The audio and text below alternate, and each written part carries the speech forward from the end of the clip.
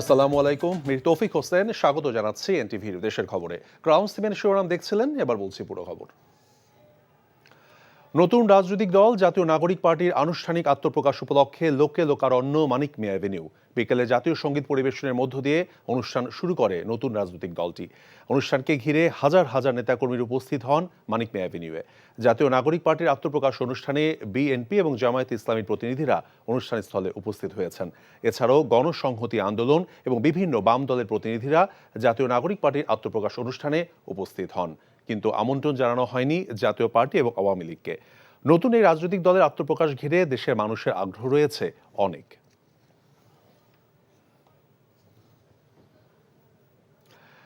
রাজধানীর মানিক মিয়া অ্যাভিনিউয়ে জাতীয় নাগরিক পার্টির আত্মপ্রকাশ অনুষ্ঠানে খবর জানাতে সেখান থেকে সরাসরি সংযুক্ত হচ্ছেন সহকর্মী নিয়ামুল আজিজ সাদেক এবং আপেল শাহরিয়ার।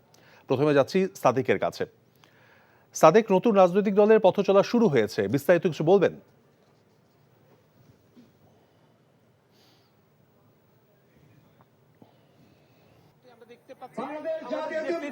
প্রাইভেট বিশ্ববিদ্যালয়ের একজন সমন্বয়ক তিনি কথা বলেছেন, শাহরিয়ার তিনি বলেছেন প্রাইভেটের যে অবদানগুলো সেটা নিয়ে কথা বলেছেন। আর মূল যে দলটির আত্মপ্রকাশ সেটি কিন্তু এখানে বিভ্রাট ঘটেছে সেটি আমাদেরকে জানানো হয়েছে। মূল যে আত্মপ্রকাশ অনুষ্ঠান সেই অনুষ্ঠানে কিছুক্ষণ পরে হয়তো যে নামগুলো আমরা কয়েকদিন থেকে শুনে আসছি, নাহিদ ইসলাম, সাজিদ আলম, হাসান আব্দুল্লাহ, নাসিরউদ্দিন পাটোয়ারি, সেই নামগুলো হয়তো ঘোষিত হবে। এই ধরনের কথা আমরা শুনেছি এই কেন্দ্রীয় নেতৃবৃন্দের মাধ্যমে। আর আপনাকে জানিয়ে রাখতে চাই, এখানে বাংলাদেশের যে বড় রাজনৈতিক দলগুলো রয়েছে আওয়ামী লীগ বাদে প্রায় প্রত্যেকটির অংশগ্রহণ এসেছে। আমরা সর্বশেষ দেখেছি যে বিএনপির যে মিডিয়া বিষয়ক যে সম্পাদক শহীদুদ্দিন চৌধুরী আনি এবং সিনিয়র যুগ্ম মহাসচিব যিনি রয়েছেন রুহুল কবির রিজভী আহমেদ তিনি এখানে এসেছেন সর্বশেষ। এবং এর আগে আমরা দেখেছি জামাত ইসলামের সেক্রেটারি জেনারেল মিয়া গোলাম পারওয়ার তিনি এখানে এসেছেন এবং জামাতের বিভিন্ন স্তরের নেতৃবৃন্দ এখানে এসেছেন। এর পরে আমরা দেখেছি এনডিবির যে বিলু তিনি এখানে এসেছেন। একই সাথে আমরা দেখেছি বিকল্পধারা বাংলাদেশের মহাসচিব তিনি এখানে এসেছেন এবং বাংলাদেশ খেলাফত মজলিস বাংলাদেশ প্রত্যেকে এসেছেন। তাদের নেতৃবৃন্দ এখানে এসে তারা বলেছেন যে তারা শুভকামনা জানান। এবং আপনারা দেখতে পাচ্ছেন এই এখন জুলাইয়ের যে সময়টা থেকে এই আন্দোলন গড়ে উঠেছিল সেই সময়টা জানিয়ে দেওয়া হয়েছে। শেখ হাসিনার যে বক্তব্য সেই বক্তব্যের পরে যে ছাত্র জনতা ফুঁসে উঠেছিল সেই ছাত্র জনতার যে আন্দোলন জুলাই থেকে আন্দোলন, সেই আন্দোলনগুলোর ঘটনা পরিক্রমা নিয়ে এই প্রামাণ্য চিত্রটি এখন দেখানো হচ্ছে। এরই মাধ্যমে আমরা এর পরবর্তীতে তারা তাদের নামগুলো আত্মপ্রকাশ করবে বলে আমরা শুনেছি। এবং এই জায়গাটিতে আমরা দেখেছি যে বাম যে বাংলাদেশ গণসংহতি আন্দোলনের যে জোনায়েদ সাকি থেকে শুরু করে বিভিন্ন রাজনৈতিক নেতৃবৃন্দ এখানে এসেছেন। এখানে অন্যান্য জায়গাগুলোর অবস্থান আমাদেরকে জানাতে চাই। বাংলাদেশ ভবনের পাশে, শেষ ভবনের পাশে অসংখ্য মানুষ এসেছেন বাংলাদেশে জাতীয় পতাকা নিয়ে তারা এখানে স্লোগান দিচ্ছেন, আবু সাইদ মুক্ত কিংবা ইনকিলাব জিন্দাবাদ, অথবা জুলাইয়ের যেই জায়গাগুলো ছিল, যে স্লোগানগুলো ছিল সেগুলো তারা এখানে স্লোগান হিসেবে দিচ্ছেন। এইখানেও সামান্য চিত্রটি দেখানো হচ্ছে। আপনি নিশ্চয়ই দেখতে পাচ্ছেন জুলাই অভ্যুত্থানে যারা এখানে আত্মহত্যা দিয়েছেন, আত্মত্যাগ করেছেন, একদম শুরু থেকে শুরু করে যে আন্দোলনটি গড়ে উঠেছিল বিশেষ করে কোটা এবং মেধার যে বৈষম্য, সেই বৈষম্য থেকে এই আন্দোলন গড়ে হচ্ছিল সেই বিষয়টি এখানে জানিয়ে দেওয়া হচ্ছে। এবং সেই শুরু থেকে শেষ পর্যন্ত এই যে আন্দোলনের পরিক্রমা, সেই পরিক্রমায় যেই নামগুলো সবচেয়ে বেশি উচ্চারিত হচ্ছে আবু সাইদ এবং মীর মুগ্ধ, তাদের নামগুলো কিন্তু এখানে উচ্চারিত হচ্ছে। এবং সেই ইন্টারনেট বন্ধ হয়ে যাওয়া কিংবা এক একটি পথ পরিক্রমার বলা হচ্ছে, সেই পথ পরিক্রমার কথাগুলোকে বারবার বলা হচ্ছে এখানে। এবং আগামীতে তারা বলছে যে জনতার যে দাবি, মানুষের যে জন আকাঙ্ক্ষার রাজনীতি তিনি করবেন। তারা করবেন, কারণ এই বাংলাদেশে সত্যিকার অর্থে এত বছর যে রাজনীতি চলেছে সেই রাজনীতির কিছুটা পরিবর্তন তারা আনতে চান, বাংলাদেশের মানুষের ইতিবাচক পরিবর্তন আনতে চান। সেই ইতিবাচক পরিবর্তনটি সূচিত হবে তাদের হাত ধরে, এমন কথা তারা বলছেন। তো এখন পর্যন্ত রাজনৈতিক দলের নাম ঘোষণা হয়নি এবং আত্মপ্রকাশ। সাদেক, আপনি আমাদের সাথেই থাকুন। এখন আমরা যাচ্ছি সহকর্মী আপেল শাহরিয়ারের কাছে। আপেল, লোকে লোকারণ্য মানিক মিয়া অ্যাভিনিউ, কি বলছেন অনুষ্ঠানে আসা মানুষজন? জাতীয় নাগরিক পার্টির আত্মপ্রকাশ অনুষ্ঠান শুরু হয়েছে এবং এখানে শুধু যে দলটির নেতাকর্মীরা এখানে যে এসেছেন তা কিন্তু নয়, নানা শ্রেণী পেশার মানুষকে আমি দেখেছি জাতীয় সংসদ ভবনের সামনে যে মানিক এভিনিউ যে রয়েছে যে সড়কটি, সেখানে তারা এসেছেন এবং এই দলটিকে সমর্থন দেওয়ার জন্যই তাদের এই আসার উদ্দেশ্য। তারা কয়েকটি বিষয়ে জানাচ্ছেন, সেটি হচ্ছে যে এর আগে অনেক রাজনৈতিক দলকে তারা দেখেছেন যারা ক্ষমতা এসেছিল এবং জনগণকে একটি ভালো পরিবেশ দেওয়ার জন্য যে সুযোগ সুবিধা মৌলিক অধিকার দেওয়ার কথা বলে যে তারা সরকার এসেছিল, তবে সরকারে আসার পর জনগণকে ভুলে যাচ্ছেন, ভুলে গিয়েছেন এরকম। এই জন্য তারাও চাচ্ছেন যে নতুন যে রাজনৈতিক দলের যে আত্মপ্রকাশ এবং যে জুলাই গণ অভ্যুত্থানের সময় এই ছাত্র জনতাদের যে আন্দোলন এবং তাদের যে স্পিরিট, সেটি তারা চাচ্ছেন যে তারা যে লালন করে যে নতুন যে রাজনৈতিক দল, তারাও প্রত্যাশা করছেন যে এই দলটি অন্তত ভালো করবেন এবং জনগণের যে চাওয়া এবং আকাঙ্ক্ষা সেটি তারা পূরণ করতে পারবেন। এখন হচ্ছে যে এই জুলাই গণ অভ্যুত্থানের সময় যেসব যে আন্দোলনের যে খণ্ডচিত্র যেটি ছিল সেটি নিয়ে একটি ডকুমেন্টারি বানানো হয়েছে, সেটি এখন এখানে প্রদর্শন করা হচ্ছে।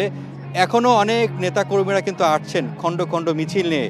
মূলত হচ্ছে মানিক মিয়া এভিনিউর দুপাশই কিন্তু বন্ধ করে দেওয়া হয়েছে, অর্থাৎ খামারবাড়ি প্রান্তটি বন্ধ করে দেওয়া হয়েছে এবং এই পাশে যে আড়ংয়ের যে সড়কটি রয়েছে, আড়ং দিয়ে যেটি প্রবেশ করা যায় মানিক মিয়া এভিনিউতে, সেটি ব্যারিকেড দেওয়া হয়েছে। এই দুই পাশ থেকেই কিন্তু আসলে এখনও অনেক খণ্ড খণ্ড মিছিল নিয়ে এইখানে জমায়েত হচ্ছেন, তারা মিছিল করছেন এবং বিভিন্ন স্লোগান দিচ্ছেন। তাদের মাঝে চোখে মুখে এক ধরনের তৃপ্তি এবং আনন্দ। তারা প্রত্যাশা করছেন যে জুলাই অভ্যুত্থানে যে একটি সরকার পতন, স্বৈরাচার সরকার পতনের ক্ষেত্রে তাদের যে এই ভূমিকা, তারা চাচ্ছেন না ভবিষ্যতে তাদের যে এই ত্যাগ তিতিক্ষা এবং যে আদর্শ নিয়ে, অর্থাৎ যে মূল্যবোধ নিয়ে তারা এই আন্দোলনটি করেছেন, ভবিষ্যতে যারা জনগণের একদম দোরগোড়ায় গিয়ে তাদের উপকার করে তাদেরকে পাশে থেকে যাতে আরও দেশটিকে একটি ভালো জায়গায় নিয়ে যেতে পারেন, সেই প্রত্যাশাকে সঙ্গে নিয়ে আসলে এই যে নতুন দলের আত্মপ্রকাশ। অর্থাৎ তারাও আশা করছেন এবং সাধারণ মানুষ থেকে শুরু করে সব শ্রেণী পেশার মানুষের কাছেও তারা আহ্বান জানিয়েছেন তাদেরকে যাতে সমর্থন দেওয়া হয়, সাপোর্ট দেওয়া হয়। তারা সেই সাপোর্টটি এবং সেই সহযোগিতা তারা চাচ্ছেন।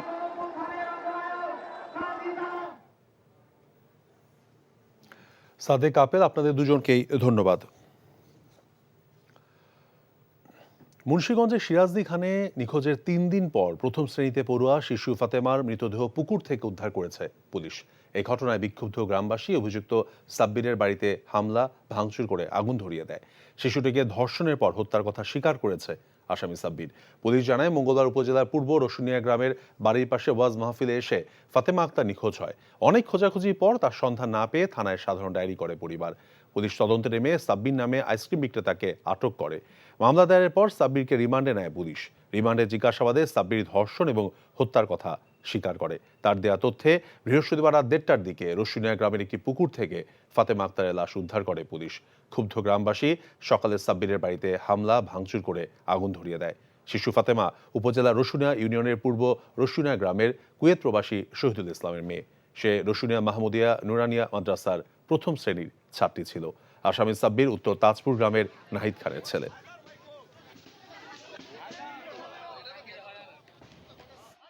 ও স্বীকার গেছে। এখন আমরা আপনাদের সাথে নিয়ে এবং ওই এলাকার যারা স্থানীয় ছিল ওনাদের সাথে নিয়ে লাশ উদ্ধার করা হয়েছে। পরে লাশ শনাক্ত করছি যে এটা আমাদের চাচাতো বোন ফাতেমা আক্তারের লাশ। আগামী 1 সপ্তাহের মধ্যেই বাজারে ভোজ্য তেলের সংকট কেটে যাবে বলে জানিয়েছেন বাণিজ্য উপদেষ্টা শেখ বশির উদ্দিন। দুপুরে সাভারে হেমায়েতপুরে হরিণধরা এলাকায় বাংলাদেশের বেসিক শিল্প নগরীর কেন্দ্রীয় বর্জ্য শোধনাগার পরিদর্শন শেষে তিনি কথা বলেন। যে সমস্যাগুলো স্পেশালি তেল কেন্দ্রিক যেটা আছে এটা ইনশাল্লাহ সমাধান হয়ে যাবে এবং 7 দিনের ভিতরেই রমজানের যত ধরনের পণ্য আছে, খেজুর, ছোলা এবং বিভিন্ন ধরনের যে সমস্যাগুলো আছে, ইনশাল্লাহ 7 দিনের মধ্যে সব জিনিসের দাম ইনশাল্লাহ কমে যাবে। আজকে তরুণ প্রজন্ম একটি সুস্থ এবং সুস্থ জাতি এবং দেশ গঠনে ভূমিকা রাখতে পারে বলে মন্তব্য করেছেন সেনাবাহিনী প্রধান জেনারেল ওয়াকারুজ্জামান। সকালে কক্সবাজারের ইরানিতে মেরিন ড্রাইভ সাইক্লিং রেসের সমাপনী অনুষ্ঠানে এসব কথা বলেন তিনি। জানান, দেশের তরুণ প্রজন্ম যেন এই ধরনের প্রতিযোগিতায় অংশগ্রহণের মধ্য দিয়ে একটি সুস্থ জাতি এবং দেশ গঠনে ভূমিকা রাখে। প্রতিযোগিতায় অংশগ্রহণকারী বিদেশিদের বিশেষভাবে ধন্যবাদ জানিয়ে দেশব্যাপী এ ধরনের প্রতিযোগিতার আয়োজন অব্যাহত রাখার আশাবাদ ব্যক্ত করেন। পরে প্রতিযোগিতায় বিজয়ীদের মাঝে পুরস্কার বিতরণ করেন সেনাবাহিনী প্রধান।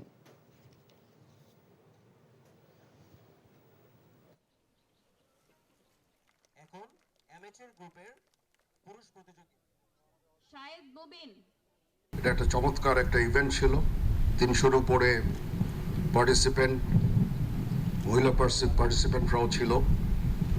আমরা এ ধরনের প্রতিযোগিতা আরো আমরা আয়োজন করব ইনশাআল্লাহ।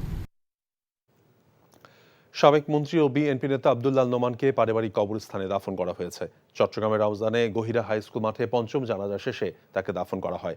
এর আগে বাদ জুমা চট্টগ্রামের জামিয়াতুল ফালা জাতীয় মসজিদে চতুর্থ জানাজা অনুষ্ঠিত হয়। এতে বিভিন্ন শ্রেণী পেশা ও দলের হাজার হাজার মানুষ অংশ নেন। প্রশাসনের পক্ষ থেকে দেওয়া হয় গার্ড অফ অনার। সকালে নগরীর নসিমন ভবনস্থ দলীয় কার্যালয়ে আব্দুল্লাহ নোমানের মরদেহ নেওয়া হলে সেখানে নেতাকর্মীরা তাকে শেষবারের মতো শ্রদ্ধা জানান। এর আগে বৃহস্পতিবার বিকেলে একটি বিশেষ হেলিকপ্টারে করে তার মরদেহ চট্টগ্রামের এম এ আজিজ স্টেডিয়ামে নামানো হয়।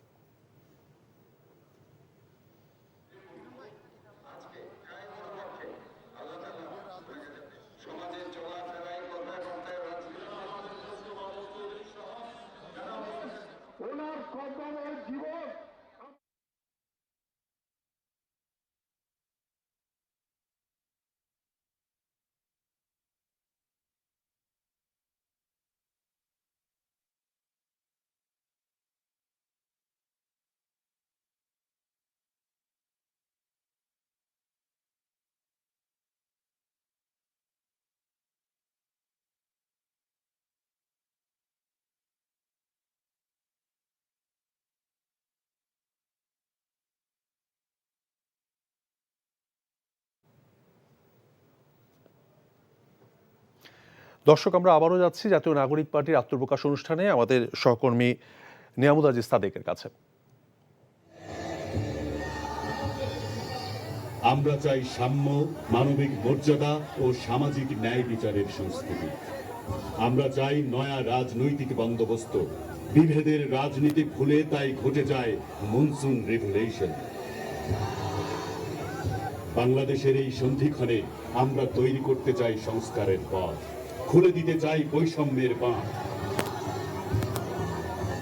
পদ্মা, মেঘনা, যমুনায় বইছে নতুন মৌজের পানি। সৃষ্টির প্রথম প্রহরের মতো লাল হয়ে উঠেছে এই জুলাইয়ের বাংলাদেশ।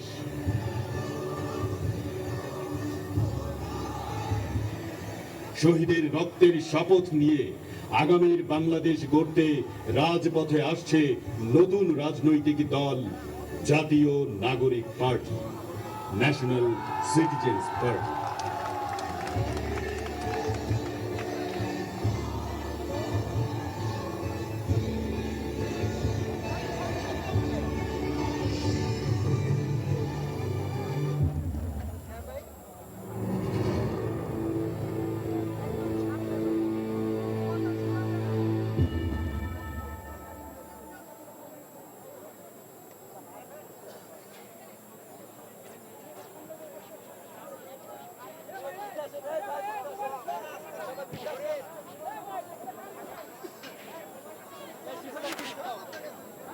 হ্যালো,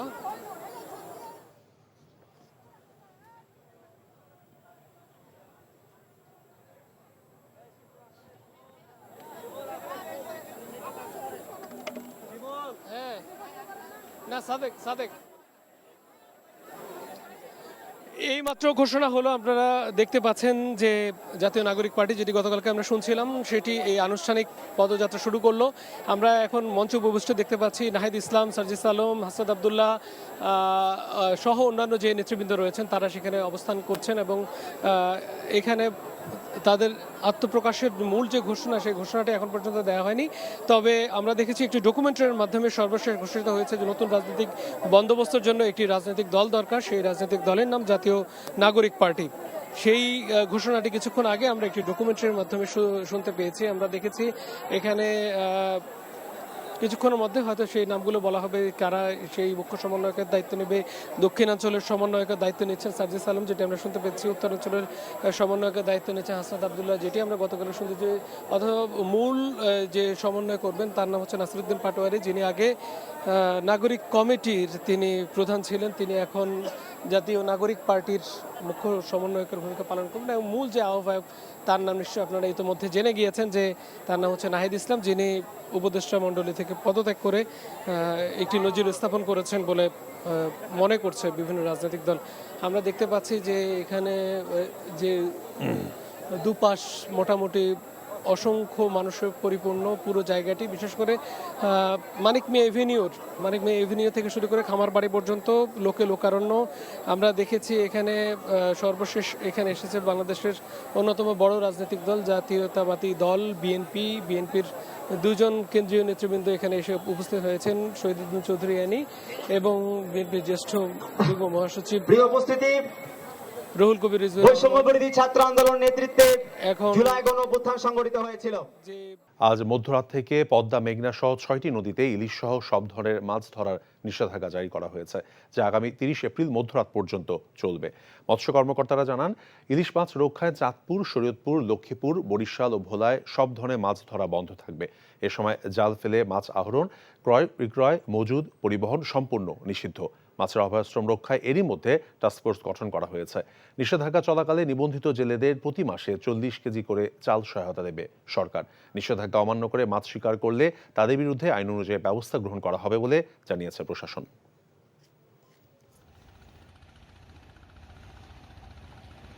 মাছ ধরে আমাদের সংসার চলে, আমরা জাল বেয়ে খাই। তা এখন 2 মাসকার অভিযান দিছে, আমরা জাল নৌকা সব বন্ধ করে লাইছি। সুতার জাল, গুল্লি জাল, কারাং জাল, সম্পূর্ণ জাল বা আমাদের বন্ধ। যদি সরকার আমাদেরকে আর্থিক সহযোগিতা করে তাহলে আমাদের উপকৃত হইতাম। ওরা সংখ্যায় মাত্র 63 জন, তৃতীয় লিঙ্গের মানুষ, কিন্তু ওদের হাতেই যেন জিম্মি পর্যটন নগরী কক্সবাজার। যত্রতত্র চাঁদাবাজি আর অনৈতিক কর্মকাণ্ডে দিশেহারা নিরীহ পর্যটকরা। নিরুপায় প্রশাসন শেষমেশ তাদের অপতৎপরতার লাগাম টেনে পর্যটকদের স্বস্তি ফেরাতে এবার তাদের ভিন্নভাবে পুনর্বাসনের উদ্যোগ নিয়েছে ট্যুরিস্ট পুলিশ। কক্সবাজার ঘুরে এসে আরও জানাচ্ছেন জাহিদুর রহমান। অপরূপ নৈসর্গিক সৌন্দর্যের কারণে বরাবরই পর্যটকদের পছন্দের শীর্ষে কক্সবাজার। বালুকাময় পৃথিবীর দীর্ঘতম প্রাকৃতিক সমুদ্র সৈকতে এখন পর্যটকদের অন্যতম গলার কাটা তৃতীয় লিঙ্গের সিন্ডিকেট। অনৈতিক কর্মকাণ্ড আর দেশি বিদেশি পর্যটকদের হেনস্থার কারণে এখন রীতিমতো আতঙ্কের নামেই সিন্ডিকেট। টুরিস্টদের অন্যতম আতঙ্ক হচ্ছে হিজড়ারা দিনে দুপুরে টুরিস্টদেরকে টাকা পয়সার জন্য হয়রানি করতেছে। সৈকতে পর্যটকদের রক্ষায় তৃতীয় লিঙ্গের সিন্ডিকেট যাতে ছিনতাই, পকেটমারের ঘটনা না ঘটাতে পারে তার উদ্যোগ নিয়েছে ট্যুরিস্ট পুলিশ। পাশাপাশি এসব মানুষের জীবনমান উন্নয়নে পুনর্বাসনের উদ্যোগও নিয়েছে তারা। এটা একটা হয়রানির একটা ব্যাপার হয়ে দাঁড়িয়েছে। দেখা যাচ্ছে কি তার অর্থনৈতিক অভাবের কারণে সে চুরি, চিন্তায়, মাদকের সাথে জড়ায় পড়ছে। তাই আমরা সিদ্ধান্ত নিয়েছি ট্যুরিস্ট পুলিশ তাদেরকে আমরা পুনর্বাসনের আওতায় আমরা তাদেরকে নিয়ে আসবো। ন্যূনতম জীবন ধারণের নিশ্চয়তার বিনিময়ে চরম বৈষম্য, হীনমন্যতার শিকার আর হিংস্রতার মাঝে বেড়ে ওঠা তৃতীয় লিঙ্গের এই মানুষগুলোর অনেকেই এরকম অসৎ জীবন ছেড়ে ফিরতে চান স্বাভাবিক জীবনে। যদি এটা সাহায্য পেতাম তাহলে আমরা ভালো কিছু করে দেখাতে পারতাম। আমরা সরকারের কাছে একটা দাবি, আমাদের জন্য একটা পুনর্বাসন করে আর আমাদের জন্য একটা চাকরির ব্যবস্থা করে দেয়। সৈকতে তৃতীয় লিঙ্গের সিন্ডিকেটের সীমাহীন হেনস্থার শিকার পর্যটকদের রক্ষায় এই উদ্যোগ কতটা ফলপ্রসূ হবে তা হয়তো সময় বলে দেবে। তবে মানবিক পুনর্বাসনের আওতায় তৃতীয় লিঙ্গের কিছু মানুষের জীবনমান উন্নয়নের এই উদ্যোগ সমাজে অবহেলিত এই জনগোষ্ঠীর মানুষদের ভাগ্য পরিবর্তনে কিছুটা হলেও কার্যকর হবে, এমনটাই প্রত্যাশা সংশ্লিষ্টদের। Jahidur Rahman, NTV news, Cox's Bazar. এই ছিল দেশের খবরে। এই খবরের ভিডিও সহ আপডেট জানতে ভিজিট করুন এনটিভি অনলাইন www.ntvbd.com। এছাড়াও এনটিভির জনপ্রিয় সব অনুষ্ঠান এবং খবরের আপডেট জানতে ভিজিট করুন আমাদের ইউটিউব এবং ভেরিফাইড ফেসবুক পেজ। 6টা ইভিনিং নিউজ দেখার আমন্ত্রণ রইল। ধন্যবাদ সবাইকে।